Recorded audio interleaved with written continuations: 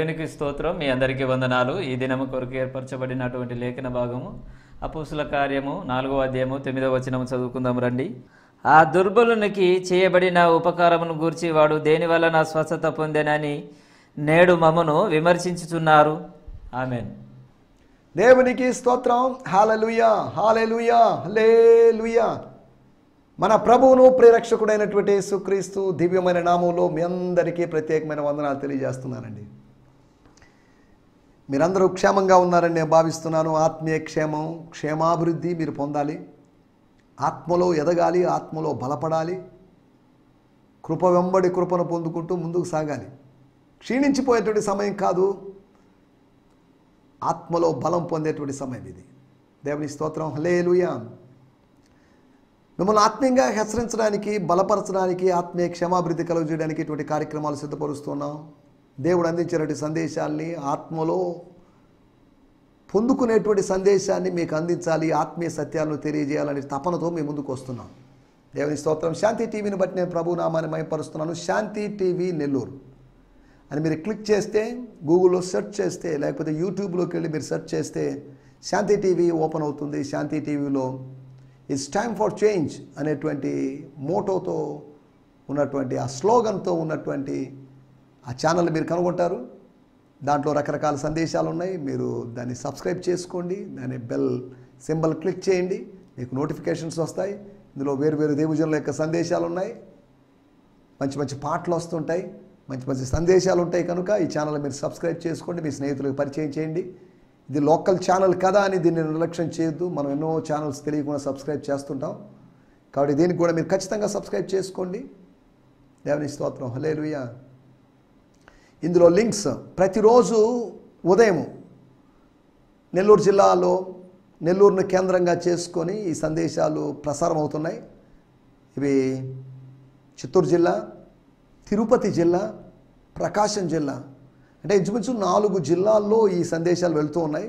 4 జిల్లాలు కంప్లీట్గా వెళ్తున్నాయి కదా, అక్కడక్కడ వెళ్తున్నాయి. సిగ్నల్స్ దాని యొక్క పాసిబిలిటీని బట్టి. మిగతా వాళ్ళ పరిస్థితి ఏంటి అంటే, ఇదే సమయంలో వారు ఉదయం 8 నుంచి 8:30 వరకు స్ట్రీమింగ్ చేయబడుతుంది కనుక ఆ సమయంలో మీరు ఎక్కడున్నా కానీ యూట్యూబ్ క్లిక్ చేసి లేకపోతే ఆన్ చేస్తే యూట్యూబ్లోంచి స్ట్రీమింగ్ అవుతుంది కనుక 8 నుంచి 8:30 వరకు చూడవచ్చు. అది అప్లోడ్ అయ్యి అలాగే ఉండిపోతుంది కనుక మీరు చూడొచ్చు. ఒకవేళ మీరు కాస్త చూసి మీరు ఆగిపోయినా మళ్ళీ తర్వాత చూడొచ్చు. కాబట్టి ఇది మంచి అవకాశం దేవుని మాటలు వినడానికి. అపోస్తుల కార్యములు, ధ్యానాలు మనం చేసుకుంటూ ఉన్నాం.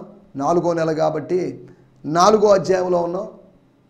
కాబట్టి అపోస్తుల కార్యాన్ని యోహాను సువార్తలాగా 3 సంవత్సరాలు డ్రాగ్ చేయదలుచుకోలేదు. కానీ తర్వాత ప్రభు చిత్తమైతే 2024వ సంవత్సరంలో మరి వేరొక పుస్తకం కానీ లేకపోతే పాత నిబంధనలు, ఆదికాండం కానీ ఎక్కడికైనా వెళ్ళడానికి ప్రయత్నం చేస్తాం. లేదంటే నేనే కాకుండా నాతో పాటు మరొకరు కూడా దేవుని వాక్యం చెప్పడానికి నేను చెప్తే బాగుంటుంది, చెప్పిస్తే బాగుంటుంది అనే ఆలోచనలో ఉన్నాను. అనగా ఈ 28-29 నిమిషాల స్లాట్లో మొదటి 13 నిమిషాలు వాళ్ళు చెప్తారు, తర్వాత 13 నిమిషాలు నేను చెప్తాను. అలాగా షేర్ చేసుకుందాం అనే ఆలోచనలో ఉన్నాను. ఇది ఎంతవరకు విజయవంతం అవుతుందో నాకైతే తెలియదు. కానీ 2023లో ఇలా చేద్దామని అనుకున్నాను, వీలు పడలేదు. 2024 నుంచి ప్రభు చిత్తమైతే ఖచ్చితంగా అలా చేయడానికి ప్రయత్నం చేస్తాం. దేవుని స్తోత్రం. హల్లెలూయా. రండి, ఈ సమయంలో మనము దేవుని వాక్యాన్ని ధ్యానించుకుందాం. దేవుని వాక్యం ధ్యానించుకునేటువంటి సమయం గిడియోన్ మిషన్ చర్చ్ అనగా జిఎంసి సంతోష్ నెల్లూరు అనేటువంటి ఛానల్ సబ్స్క్రైబ్ చేసుకోండి. అది నా పర్సనల్ ఛానల్. అందులో పాత మెసేజ్లన్నీ అప్లోడ్ అవుతూ ఉన్నాయి. సుమారు 400 వరకు సందేశాలు అందులో ఉన్నాయి, యోహాను సువార్త సందేశాలు. కనుక ఆ సందేశాలు మీరు మీ తీరిక సమయంలో మీరు లేదా టైటిల్ని బట్టి మీరు వాటిని ఫాలో కావచ్చు. వాటిని క్లిక్ చేసుకొని వాటిని డౌన్లోడ్ చేసుకోవడము, లేదు అంటే మీ ఇళ్లలో ఉన్నటువంటి వైఫై కనెక్షన్స్ని బట్టో, లేదు అంటే మీకున్న నెట్వర్క్స్ని బట్టో మీ జర్నీస్ టైంలో మీరు ఎక్కడైనా వాటిని వినొచ్చు. మీకేమైనా సందేహాలు ఉంటే తెలియజేయండి. కామెంట్ సెక్షన్లో మీ ప్రేయర్ రిక్వెస్ట్లు పంపించండి. కొంతమంది గూగుల్ పే, ఫోన్పే నంబర్ల కోసం అడుగుతున్నారు. దయచేసి ఆ నంబర్లు వేయలేదంటే వాటిని వేయకూడదు అనేటికి మా యొక్క ఉద్దేశం. కారణం ఏంటంటే ప్రతి వాళ్ళకి వాళ్ళ చర్చెస్ ఉన్నాయి. వాళ్ళ చర్చెస్ని దాటి వాళ్ళు సహాయం చేయడం కూడా అంత శ్రేయస్కరం కాదు. మీ స్థానిక సంఘాలకు ఎన్నో అవసరతలు ఉన్నాయి, మీ స్థానిక సంఘ కాపరికి ఎన్నో అవసరతలు ఉన్నాయి. వారిని కొద్దిగా ప్రేమించండి, అభిమానించి వాళ్ళని కొద్దిగా ఆదరించండి, ఇంకాస్త వాళ్ళని సపోర్ట్ చేయండి. మీ లోకల్ చర్చ్ పాస్టర్ని. లోకల్ చర్చ్ పాస్టర్స్ అందరూ వెల్ సెటిల్గా ఉన్నారని నేను అనలేదు. కొంతమంది ఉన్నారు, వాళ్ళకి కష్టపడి పనిచేస్తున్న సేవకులకి కాస్త 4 డబ్బులు అధికంగా ఇచ్చినా నష్టమే లేదు. సోమరిపోతులకి ఎంత ఇచ్చినా వేస్ట్. కనుక కష్టపడి పనిచేస్తున్నట్టు సేవకులు, ఈ పనిలో నిమగ్నమైనటువంటి సేవకులు ఉన్నారు. కొంతమంది హోల్ హార్టెడ్గా డెడికేటెడ్గా పనిచేస్తున్న సేవకులు ఉన్నారు. కష్టాల్లో ఉండి భోజనానికి కూడా గడవడానికి కష్టంగా ఉన్నట్టు సేవకులు నాకు తెలిసిన వాళ్ళు కొంతమంది ఉన్నారు. నమ్మకస్తులైన వారిని దేవుడు ఎప్పుడు విడిచిపెట్టడు. నమ్మకమైన వారికి మెండైన దీవెనలు కలుగును. ఒకప్పుడు నా జీవితంలో కూడా నాకు భోజనానికి గడవని పరిస్థితి, కానీ దేవుడు పోషించాడు, దేవుడు బలపరిచాడు, దేవుడు ఆశీర్వదించాడు. దేవుడు నమ్మదగినవాడు. నీతిమంతుల సంతానము భిక్షమెత్తుట నేను చూడలేదని దావీదు భక్తుడు చెప్పాడు. మన సంతానం భిక్షమెత్తుట మనం చూడలేము, చూడనివ్వడు దేవుడు. కారణం ఏంటంటే నెక్స్ట్ జనరేషన్ని, మన జనరేషన్ మీద దృష్టి పెట్టిన దేవుడు మన నెక్స్ట్ జనరేషన్, ఆ తర్వాత జనరేషన్ 1000 తరముల వరకు, లేకపోతే 4 తరాలు, 10 తరాలు, 1000 తరాలు నెక్స్ట్ జనరేషన్స్ మీద దేవుడు దృష్టి పెట్టాడు. నెక్స్ట్ జనరేషన్లో మనం ఉంటామో లేదో మనకు తెలియదు, కానీ నిత్యము ఉండేటువంటి దేవుడు, సజీవుడైనటువంటి దేవుడు, మరణము లేనటువంటి దేవుడు నెక్స్ట్ జనరేషన్ మీద, అనగా సెకండ్ కావచ్చు, థర్డ్ కావచ్చు, ఆ జనరేషన్ మీద దృష్టి పెట్టి ఉన్నాడు. దేవుని స్తోత్రం, హల్లెలూయా. ఈ సమయంలో ప్రతి ఆదివారం నేను మా స్థానిక సంఘంలో ఇచ్చేటువంటి సందేశం ఇంచుమించు 50 నుంచి 1 గంట సేపు ఉండేటువంటి సందేశం. దాని లింక్స్ మీరు పొందొచ్చు. హీ మస్ట్ ఇంక్రీజ్ అనేటువంటి ఆ ఫేస్బుక్ ఐడికి మీరు ఫ్రెండ్ రిక్వెస్ట్ పంపించడం ద్వారా వాళ్ళు యాక్సెప్ట్ చేస్తారు, దాన్ని ఆపరేట్ చేసేవాళ్ళు. తద్వారా మీరు ఏం చేయొచ్చు అంటే దాని ముందుకు నోటిఫికేషన్స్ వస్తాయి, లేకపోతే ఆ టైం లైన్లో మీకు ఆ లింక్స్ అందుబాటులో ఉంటే మీరు వాటిని క్లిక్ చేసి చూడొచ్చు. వాటి యొక్క అవుట్లైన్స్, ఆ సందేశం యొక్క 50 నిమిషాలు, 55 నిమిషాలు, లేకపోతే 45 నిమిషాల సందేశం, దాని యొక్క అవుట్లైన్స్ ఇంగ్లీష్లోను, తెలుగులోను. అంతేకాకుండా అందులోంచి 5 లేదు అంటే 6 ప్రశ్నలు. ఆ మెసేజ్ మీకు ఏం అర్థమైంది, ఆ మెసేజ్లోంచి మీరు ఏం గ్రహించారని తెలియజేయడానికి అవి అందులో ఇవ్వబడుతున్నాయి. కనుక ఇలా కూడా దేవుని వాక్యాన్ని విని చూసి మీరు ఆత్మీయంగా మేలు పొందొచ్చు. అయితే దేవుని స్తోత్రం. ఈ పరిచయలో మీరు కూడా పాలిభాగస్తులు కావాలని ఆశపడుతున్నాను. ప్రార్థించండి, సహకరించండి. ఈ కార్యక్రమాలు నిరంతరం కొనసాగాలి, ప్రభు రాకడ వరకు కొనసాగాలి. మధ్యలో బ్రేక్ రావడానికి వీల్లేదు. ప్రభు ఎప్పుడు వస్తాడో మనకు తెలియదు, కానీ ప్రభు వచ్చేంత వరకు ఈ కార్యక్రమాలు కొనసాగాలి. శాంతి టీవీ కొనసాగాలి, మన క్రైస్తవ ఛానళ్ళన్నీ కొనసాగాలి. క్రైస్తవ వ్యతిరేక ప్రభుత్వాలు వచ్చినప్పటికీ కూడా పరిచర్యకు మాత్రం ఏమాత్రం ఆటంకం లేకుండా కొనసాగాలి. దేవుని స్తోత్రం, హల్లెలూయా. ఈ సమయంలో మనం ఆలోచించిన విషయాలు, సార్వత్రికమైనటువంటి అభిషేకము, యూనివర్సల్ అనాయింటింగ్ గురించి మనం మాట్లాడుకున్నాం. అనాయింటింగ్ గురించి దైవజనులు స్మిత్ విగిల్స్వర్త్ అనేటువంటి ఒక గొప్ప దైవజనులు మంచి పుస్తకం రాశాడు. కాబట్టి ఇంగ్లీష్లో, తెలుగులో ఉందో లేదో నాకైతే తెలియదు, కానీ వారు మంచి దైవజనులు. వారి పరిచర్య ద్వారా అనేకులు, చనిపోయిన వారు సైతం లేచారు అని ఆ పుస్తకాల్లో లేకపోతే సాక్ష్యాలు ఉన్నాయి. దేవుని స్తోత్రం. దేవునికి అసాధ్యమైన కార్యం ఏమీ లేదు. ఆయన అద్భుతాలు చేస్తాడు. నిన్న, నేడు, నిరంతరం ఏకరీతిగా ఉన్నటువంటి దేవుడు. కాబట్టి అనాయింటింగ్ అన్నప్పుడు నాకు ఆ విషయం గుర్తొచ్చింది. ఆ విషయం మీకు గుర్తు చేస్తున్నాను. సార్వత్రికమైనటువంటి అభిషేకము. ఈ అభిషేకం కొందరికి పరిమితం కాదు, ఎవరి సొత్తు కాదు. ఇది ఏ డినామినేషన్ సొత్తు కాదు, ఏ డినామినేషన్ బోధ కాదు, ఏ డినామినేషన్ ఎక్స్పీరియన్స్ కాదు. ఇది సేవకుని పైన ఉన్న అభిషేకమని, మన ప్రభు అయిన యేసు మీద ఉన్నటువంటి అభిషేకమని, అంతేకాకుండా స్వజనుల మీద ఉన్నటువంటి, అనగా శిష్యుల మీద ఉన్నటువంటి, ఫస్ట్ కన్వర్ట్స్ మీద ఉన్నటువంటి అభిషేకమని, అనగా మొదటి శతాబ్దపు పరిశుద్ధుల మీద ఉన్నటువంటి, యేసునామములో ప్రార్థించే వారి మీద ఉన్నటువంటి అభిషేకమని, అంతేకాకుండా హింసకుడైనటువంటి, రెబల్ అయినటువంటి, ఒక హానికరుడైనటువంటి, దూషకుడైనటువంటి సౌలు మీదకు వచ్చినటువంటి అభిషేకమని, అననీయ చేతులు ఉంచడం ద్వారా కలిగిన అభిషేకమని, ఆయన పరిశుద్ధాత్మను పొందుకున్నాడని మనం చూస్తున్నాం. తర్వాత అన్యజనుల మీద ఉన్నటువంటి అభిషేకం, the anointing upon the Gentiles. అన్యజనులు, స్వజనులు, యూదులు, గ్రీసు దేశస్థులు అనే తారతమ్యాలు మనం పుట్టించుకున్నాం. క్రీస్తులో అన్యజనులు లేరు, స్వజనులు లేరు. క్రీస్తులో యూదులు లేరు, గ్రీసు దేశస్థులు లేరు. All are one in Christ. దేవుని స్తోత్రం, హల్లెలూయా. ఈ సమయంలో రండి మనం దేవుని వాక్యాన్ని ధ్యానించుకుందాం. మన ధ్యానం నిమిత్తమై స్తోత్రం. ఒక వాక్య భాగం చదువుకుందాం. మన మూల వాక్యం అపోస్తుల కార్యములు 4వ అధ్యాయము 9వ వచనం. అపోస్తుల కార్యములు 4వ అధ్యాయము 9వ వచనం. ఆ దుర్బలునికి చేయబడిన ఉపకారమును గురించి వాడు దేని వలన స్వస్థత పొందాడని నేడు మమ్మను విమర్శిస్తున్నారు. Are we being put on trial today for doing an act of kindness by healing a frail, crippled man? Well, then. వాడుక భాషలో కూడా చదువుకుందాం. 4వ అధ్యాయము 9వ వచనము. ఫాదర్స్ లైఫ్ న్యూ టెస్టిమెంట్ అనేటువంటి కొత్త నిబంధనలోంచి నేను చదువుతున్నాను. స్తోత్రం. హల్లెలూయా, హల్లెలూయా. 2 ఇంగ్లీష్ వర్షన్స్, 2 తెలుగు వర్షన్స్లోంచి, అనగా 4 వర్షన్స్లోంచి మనం చదువుతున్నాం. 9వ వచనాన్ని నేను చదువుతున్నాను. If today we are being questioned, మేము విమర్శించబడుచున్నాము అని రాయబడింది. మీరు మమ్మల్ని విమర్శించుతున్నారు అని రాయబడింది. ఇక్కడ రాయబడిన మాట, if today we are being questioned concern a good work done to an infirm man, by what means this man was restored to health. We were being question, మేము ప్రశ్నించబడుతున్నాం. వాడుక భాష. ఒక కుంటివానికి చేసిన ఉపకారాల గురించి మమ్మల్ని ప్రశ్నించాలనుకుంటున్నారా? మమ్మల్ని ప్రశ్నించాలనుకుంటున్నారా మీరు? ఏంటి మీ ఉద్దేశం? అతనికి ఎవరు నయం చేశారని అనుకుంటున్నారా? స్తోత్రం. హల్లెలూయా. అతనికి ఎవరు నయం చేశారని తెలుసుకోవాలనుకుంటున్నారు. దేవుని స్తోత్రం. హల్లెలూయా. మనం ఆలోచిస్తున్న విషయాల్లోకి వచ్చేద్దాం. మన టైటిల్, దానికి ముందుగా చిన్న ప్రార్థన చేసుకుందామంటే దయచేసి ఒక్క నిమిషం కళ్ళు మూసుకోండి, చిన్న ప్రార్థన చేసుకుందాం. పరిశుద్ధమైన మా దేవా, మీకు వందనాలు. శాంతి టీవీ కొరకు, జిఎంసి సంతోష్ నెల్లూరు అనేటువంటి యూట్యూబ్ ఛానల్ కొరకై మీకు వందనాలు. ఫేస్బుక్ ద్వారా వస్తున్నటువంటి ఆదివారపు సందేశాల లైవ్స్ను బట్టి మీకు వందన చేస్తున్నాం. మీ దాసునిగా విత్తనాలు విత్తుతున్నాను, వీటికి నీరు కట్టి ఫలింపజేయండి అయ్యా. విత్తేది ఒకరు కావచ్చు, నీళ్లు పోసేది ఒకరు కావచ్చు, కానీ వృద్ధి కలుగు చేసే దేవుడివి నీవే. కాబట్టి వృద్ధి కలుగు చేసే నీకు మాత్రమే మహిమ. విత్తిన వానికి, నీరు పోసిన వానికి కాదు, కానీ నీకే మహిమ ఆరోపిస్తున్నాం, చెల్లిస్తున్నాం. కనుక ఈ సమయంలో మీ వాక్యం వినడానికి మీ ప్రజలు సిద్ధంగా ఉన్నారు. వారిని బట్టి మీకు వందనం చేస్తున్నాం.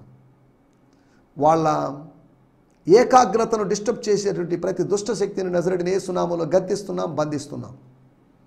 ఛానల్ మార్చాలను, లేదా వేరే ఎంటర్టైన్మెంట్ ఛానల్కి వెళ్ళాలను, ఇటువంటి ప్రేరేపణలన్నీ, దుష్ప్రేరణలన్నింటినీ నజరేయుడైన యేసు నామములో కొట్టివేస్తున్నాం. కొన్ని నిమిషాలు వాళ్ళు వాక్యం మీద దృష్టి పెట్టగలటో సాయించండి. వారితో మీరు మాట్లాడండి, వారితో సూటిగా మీరు మాట్లాడండి. వారు హృదయములో పడవబడిన వారుగా, హృదయములో గుచ్చబడిన వారుగా వారు మారగలటో సాయించమని అనుకుంటున్నాం. ఆత్మ ఖడ్గము అని చెప్పబడిన ఈ వాక్యాన్ని వారి హృదయముల్లోకి సూటిగా మీరు గుచ్చమని అడుగుకుంటున్నాం. ప్రభా, నీ హృదయంలోంచి ఒక ఖడ్గము దూసుకొని పోవునని మరియతో చెప్పినట్టుగా వాక్య ఖడ్గము ఈ ఉదయకాలము వారి ఆత్మలోంచి గుచ్చుకొని పోవాలి, దూసుకొని పోవాలి.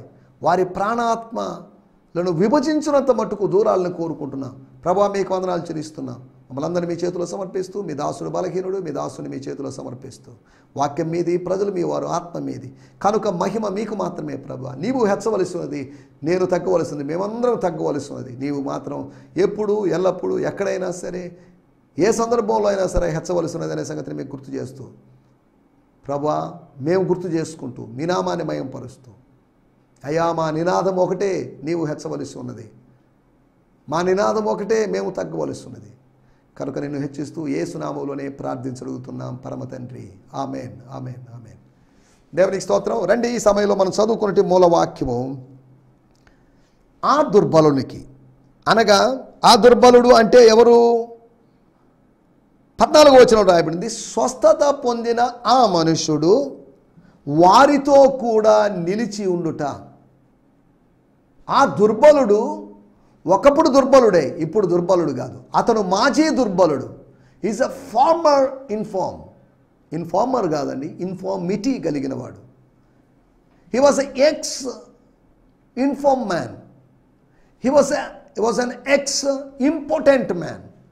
ఆయన బలహీనుడైనటువంటి మనుష్యుడు.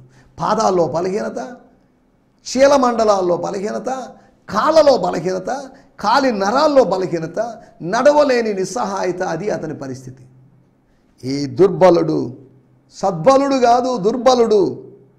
ఆ దుర్బలునికి చేయబడిన ఉపకారం పరలోకపు ఉపకారం. హీలింగ్ ఈజ్ ఏ ఉపకారం.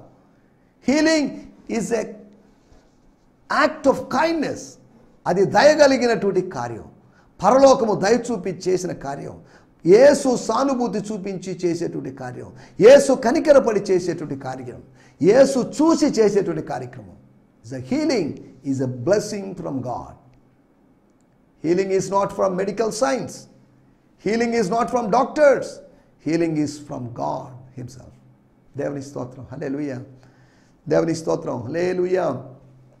మనం ఇక్కడ ఆలోచిస్తున్న విషయాలు సేవకుల యొక్క కష్టాలు, సేవకుల యొక్క శ్రమలు, the afflictions are the problems. సేవకుల యొక్క సమస్యలు అనుకోండి, సేవకులు ఎదుర్కొనేటువంటి సమస్యలు, సేవకులు ఫేస్ చేసేటువంటి సమస్యలు. ఈ మాట చెప్పినప్పుడు ఒక మాట మీకు గుర్తు చేస్తాను. రోమీలకు రాసిన పత్రిక 8వ అధ్యాయము 36వ వచనం. రోమన్స్ 8:36. ఇందును గురించి పాత నిబంధనలో వ్రాయబడింది ఏమనగా,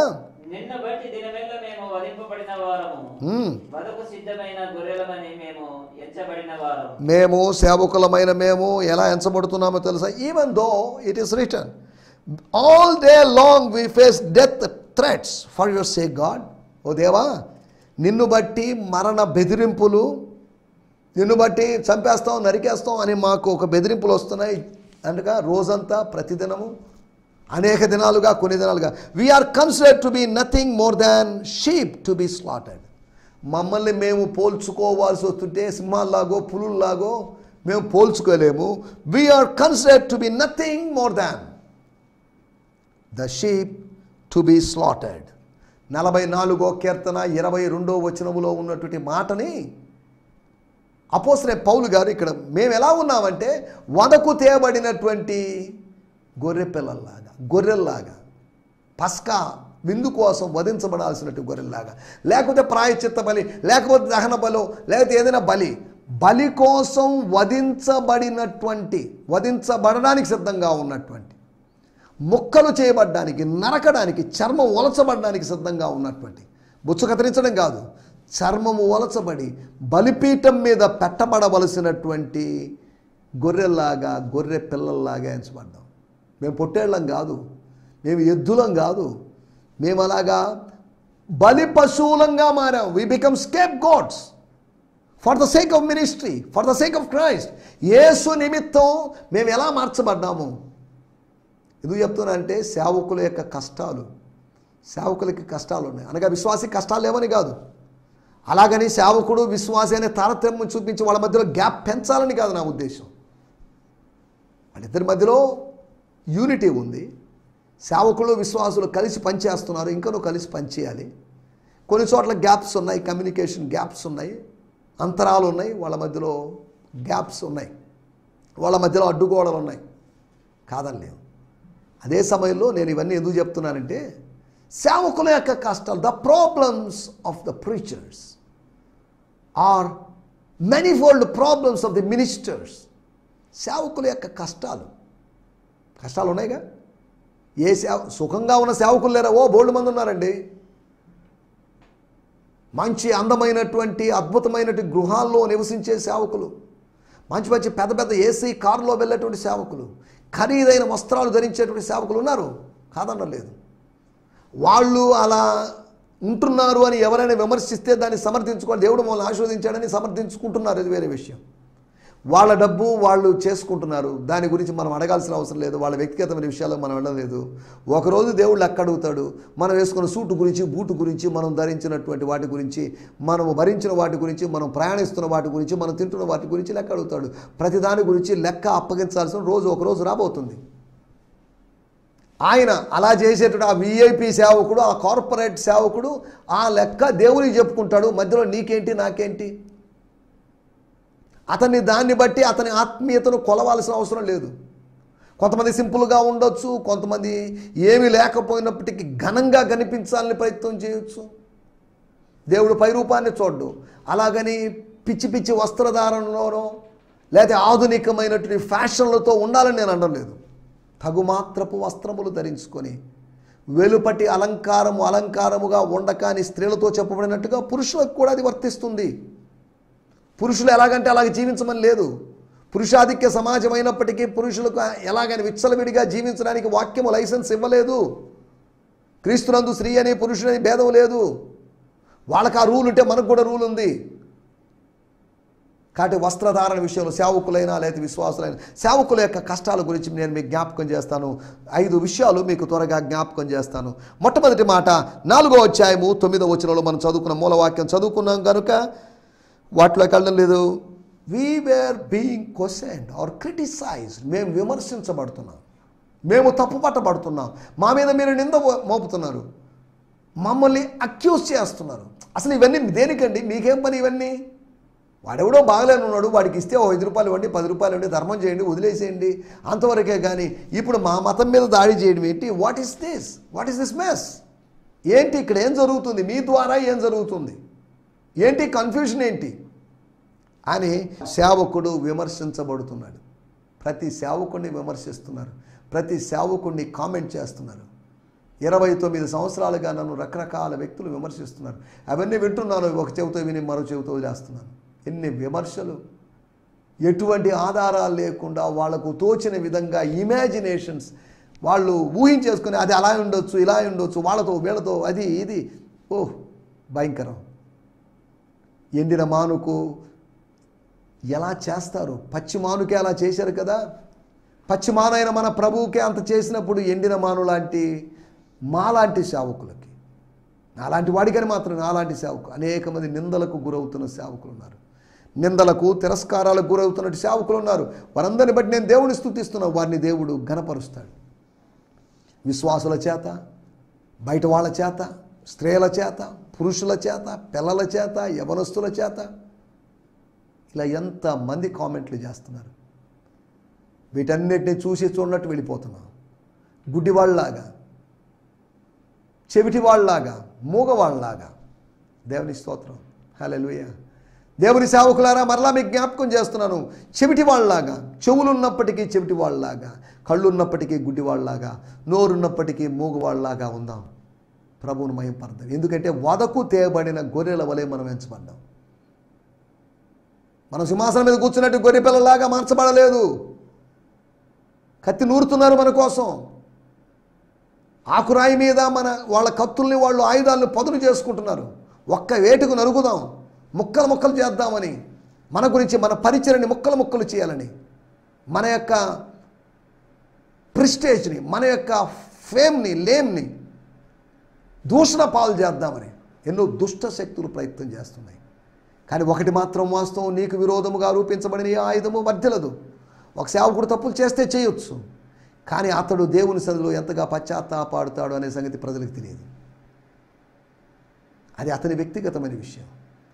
ఈ రోజుల్లో తప్పుల్ని, మిస్టేక్స్ని హైలైట్ చేస్తున్నారు. వాళ్ళు ఏం బోధిస్తున్నారో ఆ బోధల్లో ఎంతవరకు సద్బోధ ఉంది అనేది ఎవరు ఆలోచించడం లేదు. వాళ్ళ వస్త్రాల గురించి, వాళ్ళ మాటల గురించి, వాళ్ళ మేనరిజాల గురించి రకరకాలుగా మాట్లాడుతున్న ప్రజలు ఉన్నారు. సేవకునిగా ఈ వేదన చూశాను. సుమారు 130 మందికి పైగా సేవకుల మధ్యలో పనిచేస్తున్న వ్యక్తిని నేను. సేవకుల యొక్క కష్టాలు, చెప్పుకోలేని బాధలు, విశ్వాసుల బాధలు సేవకునికి చెప్తున్నారు. కానీ ఎంతమంది సేవకుని బాధలు వింటున్నారు? వాళ్ళు విమర్శించబడుతున్నారు. 4వ అధ్యాయం 2వ వచనంలో రాయబడింది, యేసును బట్టి మృతుల్లోని పునరుత్థానము కలుగునని ప్రకటించడం చూచి కలవరపడి వారి మీదకు వచ్చి, అపోస్తల కార్యం 19వ వారి మీదకి దొమ్మిగా వచ్చి, వారి మీద అటాక్ చేయడానికి వచ్చి మన మీదకు వస్తున్నారు, విమర్శిస్తున్నారు, మీదకు వస్తున్నారు. 4వ అధ్యాయం 7వ వచనంలో రాయబడింది, ఏ నామమును బట్టి దీన్ని చేస్తే వాళ్ళు అడగ్గా వారిని మధ్యలో నిలబెట్టి, అందరూ చుట్టూ కూడుకొని ఉన్నారు. రాళ్ళు రువ్వడానికి, స్టెఫన్ ఆనాడు రాళ్ళు రువ్వడానికి చుట్టూ పోగైనట్లుగా మనల్ని మధ్యలో నిలబెట్టి, మనల్ని అవమానపరుస్తూ, దేవుని స్తోత్రం, మనల్ని ఉత్సవ బలి పశువుగా మనల్ని చేస్తూ ఎటువంటి సమాజంలో ఉన్నామో చూడండి. 4వ విషయాన్ని నేను మీకు జ్ఞాపకం చేస్తాను. 4వ అధ్యాయం 21వ వచనంలో రాయబడిన మాట, ప్రజలందరూ జరిగిన దాని గురించి దేవుని మహిమపరుచుచుండిరి. ప్రజల్లో ఒక మార్పు. ప్రజలందరూ దేవుని మహిమపరుస్తున్నారు, ప్రజలందరూ దేవునికి స్తోత్రం చెప్తున్నారు, ప్రజలందరూ దేవుని ఆరాధిస్తున్నారు. All the people are being glorify, they are glorifying Christ, glorifying God. దేవుని మహిమపరుస్తున్నారు. గనుక సన్హెద్రిన్ సభవారు, అనగా యూదుల యొక్క సుప్రీంకోర్టు అని చెప్పబడిన సన్హెద్రిన్ సభవారు ప్రజలకు భయపడి వీరిని శిక్షించే విధానం మేము కనుగొనలేక వీరిని గట్టిగా బెదిరించి విడుదల చేశారు. బెదిరించారు అని కాదు, గట్టిగా బెదిరించేది. ఇంకొకసారి చేశారో చంపేస్తాం, నరికేస్తాం, మినిస్ట్రీ లేకుండా చేస్తాం, మీ చర్చ్ లేకుండా చేస్తాం. ఎన్ని బెదిరింపులు చేశారో మరి తెలియదు. వారు గట్టిగా బెదిరించారు. ఒట్టిగా విడుదల చేశారని కాదు, గట్టిగా బెదిరించారు. బెదిరింపులు లేవా? బెదిరింపులు లేఖలు లేవా? మన కుటుంబ సభ్యులకు వ్యతిరేకంగా లేఖలు లేవా? మన కుటుంబ సభ్యులకు వ్యతిరేకంగా మెసేజ్లు లేవా? సేవకుడు ఎంతగా నలిగిపోతున్న సందర్భాలు ఉన్నాయి. అనేక మంది సేవకుల జీవితాల్లోనే చూస్తుంటాను. విశ్వాసులు ఎన్నెన్ని మాటలు మాట్లాడుతున్నారు. అలనాడు మోషేలాగా, ఎగ్జాక్ట్ మోషేలాగా నన్ను ఇంచుమించు మోషేలాగా ఈ ప్రజలు, ఈ సేవకులు భరిస్తూ సహిస్తూ ముందుకు సాగుతున్నారు. అందుకనే ప్రధాన కాపరి ప్రత్యక్షమవునప్పుడు వారికి వాడబారని కిరీటం ఉంది. దేవుని స్తోత్రం, హల్లెలూయా. ఒకటి, వారిని విమర్శిస్తున్నారు. సేవకుల యొక్క కష్టాలు, సేవకుల యొక్క శ్రమలు, విమర్శ వారి మీదకి రావడం. మూడవది, వారిని మధ్యలో నిలబెట్టడం. తర్వాత నాలుగోది, గట్టిగా బెదిరించడం. ఐదో మాట నేను చెప్పి ముగిస్తాను. 4వ అధ్యాయము 25వ వచనం. అన్యజనులు ఎలా అల్లరి చేసిరి. అల్లరి చేస్తున్నారు. చాలండి సార్. అన్యజనులు ఎవరోళ్ళు? అన్యజనులు కాదు, వాళ్ళు ఆత్మీయులే. అన్యజనులు అంటే ఒప్పుకోరోళ్ళు. అన్యజనులు అంటే మేము కాదు, వేరే వాళ్ళు అంటున్నారు. అధికారులు, పెద్దలు, శాస్త్రులు, ప్రధాన యాజకుల యొక్క బంధువులు, సద్దూకైలు, వీళ్ళందరూ, దేవాలయపు అధిపతి, వీళ్ళందరూ అన్యజనులుగా ఎంచబడ్డారు. ఆత్మీయులని వాళ్ళు అనుకుంటున్నారు, కానీ అన్యజనులు అని పరిశుద్ధాత్ముడు వారిని ఉద్దేశించన్నాడు. వాళ్ళు ఏం చేస్తున్నారు? అన్యజనులు ప్రశాంతంగా ఉన్నారని కాదు, అల్లరి చేస్తూ ఉన్నారు. వారి యొక్క అల్లరి, వాళ్ళ యొక్క కేకలు, వాళ్ళ యొక్క అరుపులు దేవుని సేవకులకు విరోధంగా, అభిషక్తులకు విరోధముగా, పరిశుద్ధులకు విరోధముగా వాళ్ళు అల్లరి చేస్తున్నారు. దేవుని స్తోత్రం, హల్లెలూయా. దేవుని సేవకులకు విరోధంగా ఎన్ని కుట్రలు, కుతంత్రాలు జరుగుతున్నాయి. ఒక మంచి సేవకునికి వ్యతిరేకంగా ఎన్ని విషయాలు జరుగుతున్నాయనే సంగతిని మీకు గుర్తు చేస్తున్నాను. నా మాటలు నేను ఇక్కడ ముగిస్తున్నాను. మనం 5 విషయాలు నేను మీకు జ్ఞాపకం చేశాను. సేవకుల యొక్క విమర్శలు, సేవకుల యొక్క కష్టాలు ఏంటంటే వాళ్ళ మీదకి రావడం, ఫిజికల్గా వాళ్ళ మీద అటాక్ చేయడం. మూడవదిగా, వాళ్ళను మధ్యలో నిలబెట్టడం. 4వదిగా, వాళ్ళను గట్టిగా బెదిరించడం. 5వదిగా, అల్లరి చేయడం, అపహాస్యం చేయడం, వాళ్ళు చెప్పేది వినకుండా ఉండడం, వాళ్ళని నోరు తెరవనీయకుండా చేయడం. ఇటువంటి పనులు చేస్తున్నాయి. సేవకులకు విరోధంగా, దేవుని బిడ్డలకు విరోధంగా లేస్తున్న ప్రతి ఆయుధము ఇలాగా ఒకరోజు ఫలించకుండా పోతుంది. కానీ సేవకులు ధైర్యంగా, విశ్వాసులు ధైర్యంగా వీటన్నిటి శ్రమలను ఎదుర్కొని ముందుకెళ్ళడానికి ప్రభు సహాయం చేయనుగాక. ఆమేన్, హల్లెలూయా, హల్లెలూయా. మీ అందరికీ వందనాలండి. ఈ సందేశము మీకు ఆశీర్వాదకరంగా ఉందని నమ్ముచున్నాము. ప్రార్థన అవసరతల కొరకు మమ్మల్ని సంప్రదించవలసిన మా చిరునామా గిద్యోన్ మిషన్ చర్చ్, 6వ వీధి, శాంతినగర్, నెల్లూరు 4, ఆంధ్రప్రదేశ్. పిన్ 524004. మా ఫోన్ నంబర్లు 7036443613, మరి ఒక నంబర్ 9392293010. మా ఈమెయిల్ ఐడి gfihmi2015@gmail.com. దేవుడు మిమ్మును ఆశీర్వదించునుగాక. ఆమేన్.